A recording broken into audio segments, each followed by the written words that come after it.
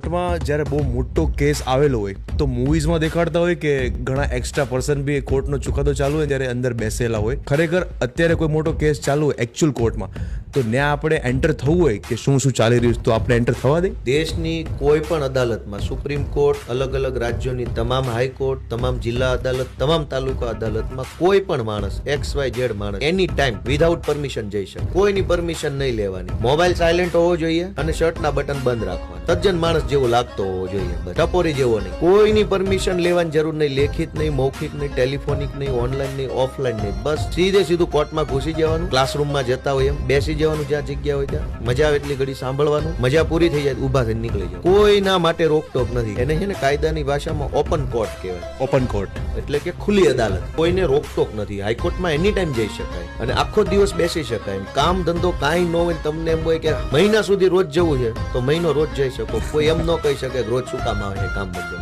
એ તો અદાલત. પેજને અત્યારે જ ફોલો કરતા તો જેથી કરીને